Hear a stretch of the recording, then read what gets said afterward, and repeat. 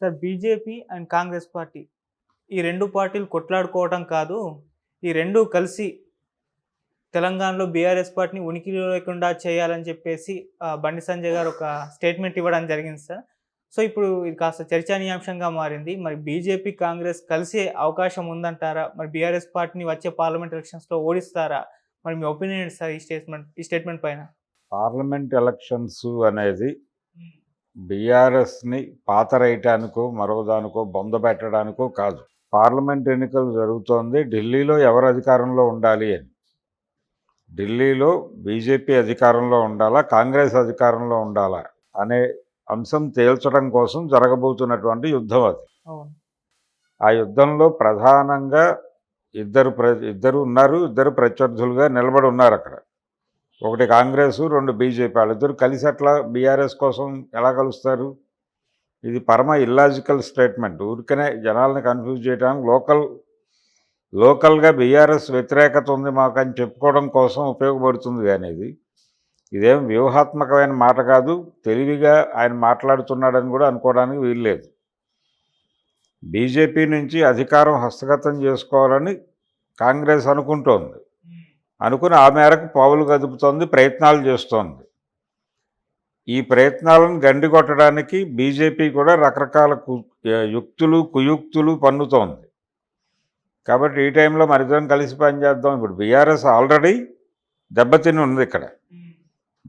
ఉంది. రేపు పార్లమెంట్ ఎలక్షన్స్లో మరింత దెబ్బతినే అవకాశం కూడా ఉంది. ఇంకో విచిత్రమైన విషయం ఏంటంటే, ఒకవేళ బీఆర్ఎస్కి కనుక ఎక్కువ సీట్లు వస్తే వీళ్ళందరూ కూడా బీజేపీ వెనకాల చేతులెత్తుతారు తప్ప కాంగ్రెస్ వెనకాల కాదు. సో ఆ డౌట్లు అక్కర్లేదు. ఇదేదో ఈయన మాటలు విని బీఆర్ఎస్ పట్ల తీవ్రమైన వ్యతిరేకత ఉంది బీజేపీకి అనుకోనక్కర్లేదు.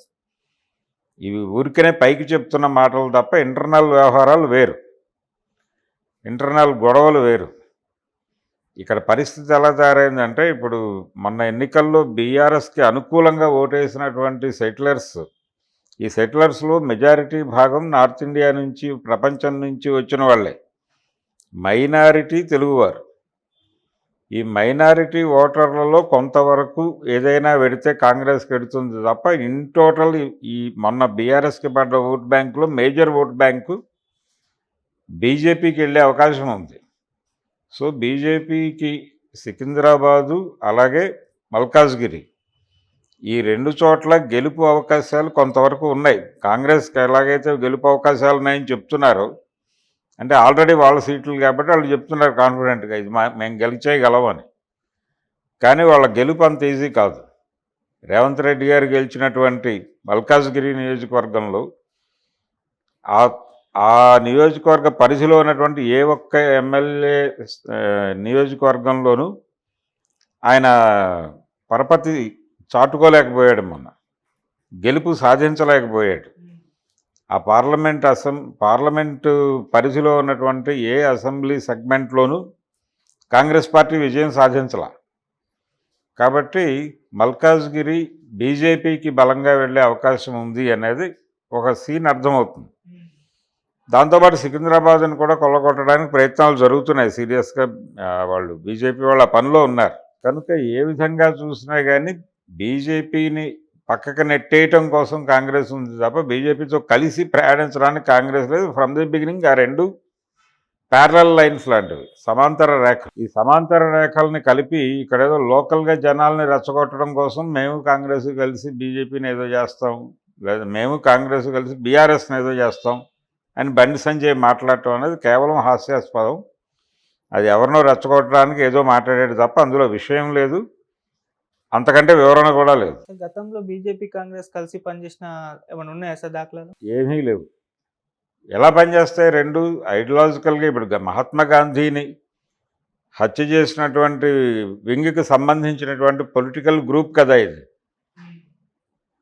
గాడ్సే ఎక్కడి నుంచి వచ్చాడు? హిందూ మహాసభ నుంచి వచ్చాడు. హిందూ మహాసభ నుంచే జనసంఘ ఏర్పడింది. జనసంఘ నుంచే ఇప్పుడు మనం చెప్పుకుంటున్నటువంటి భారతీయ జనతా పార్టీ ఏర్పడింది. కాబట్టి అలా లేదు. ఎప్పుడు వాళ్ళిద్దరూ కలిసి లేరు. వాళ్ళిద్దరి మధ్య తీవ్రంగా విభేదాలు ఉన్నాయి, ఘర్షణ పడ్డ రోజులు ఉన్నాయి.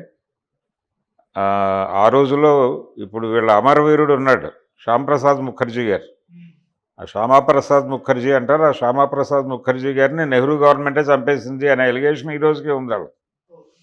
కాశ్మీర్లో చనిపోయాడు ఆయన, ఆస్మా పేషెంట్.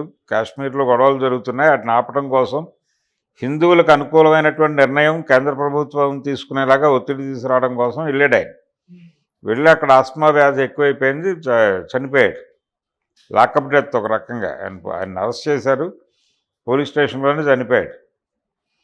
ఇలా మొదటి నుంచి కూడా ఒక ఘర్షణాత్మకంగా ఉన్నటువంటి రెండు పార్టీలు, సైద్ధాంతికంగానే విభేదం ఉంది. థియరిటికల్ డిఫరెన్సెస్ ఉన్నాయి. కమ్యూనిస్ట్ పార్టీలు బీజేపీ కలిస్తే, కలవాలనుకుంటే బాగానే ఉంటుంది, కలిసిన సందర్భాలు ఉన్నాయి. అయితే ఓపెన్గా కలవరు, అండర్ గ్రౌండ్లో కలుస్తారు. వెస్ట్ బెంగాల్లో సిపిఎం ఓట్ బ్యాంక్ మొత్తం కూడా బీజేపీకి ట్రాన్స్ఫర్ చేయటం వల్లనే అన్ని ఎంపీ సీట్లు గెలవగలిగారు. సిపిఎం ఒక్క సీటు గెలవాల, టోటల్గా త్యాగం చేసింది. దాదాపు 25 సంవత్సరాల పైన పరిపాలన చేసినటువంటి పార్టీకి ఆ రాష్ట్రంలో ఒక్క ఎంపీ సీటు కూడా లేకపోవడం ఏంటి? హాస్యాస్పదం కదా అది. టోటల్ ఓట్ బ్యాంక్ వాళ్ళు సిపిఎం వాళ్ళు బీజేపీకి అమ్మేసుకున్న మాట వాస్తవం.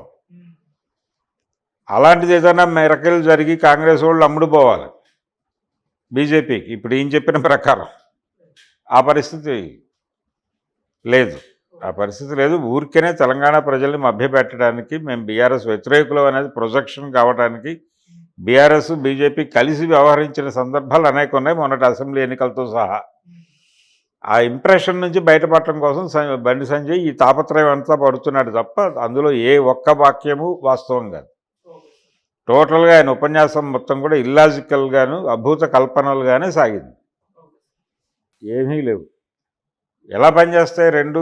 ఐడియాలజికల్గా ఇప్పుడు మహాత్మా గాంధీని హత్య చేసినటువంటి వింగ్కి సంబంధించినటువంటి పొలిటికల్ గ్రూప్ కదా ఇది. గాడ్సే ఎక్కడి నుంచి వచ్చాడు? హిందూ మహాసభ నుంచి వచ్చాడు. హిందూ మహాసభ నుంచే జనసంఘ ఏర్పడింది. జనసంఘ నుంచే ఇప్పుడు మనం చెప్పుకుంటున్నటువంటి భారతీయ జనతా పార్టీ ఏర్పడింది.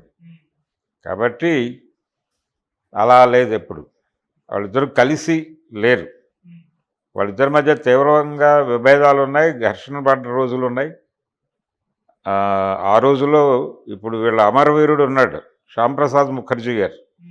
ఆ శ్యామాప్రసాద్ ముఖర్జీ అంటారు. ఆ శ్యామాప్రసాద్ ముఖర్జీ గారిని నెహ్రూ గవర్నమెంటే చంపేసింది అనే ఎలిగేషన్ ఈ రోజుకి ఉంది వాళ్ళకి.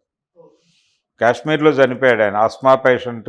కాశ్మీర్లో గొడవలు జరుగుతున్నాయి, వాటిని ఆపడం కోసం హిందువులకు అనుకూలమైనటువంటి నిర్ణయం కేంద్ర ప్రభుత్వం తీసుకునేలాగా ఒత్తిడి తీసుకురావడం కోసం వెళ్ళాడు ఆయన. వెళ్ళి అక్కడ ఆస్మా వ్యాధి ఎక్కువైపోయింది, చనిపోయాడు. లాకప్ డెత్ ఒక రకంగా. ఆయన అరెస్ట్ చేశారు, పోలీస్ స్టేషన్లోనే చనిపోయాడు. ఇలా మొదటి నుంచి కూడా ఒక ఘర్షణాత్మకంగా ఉన్నటువంటి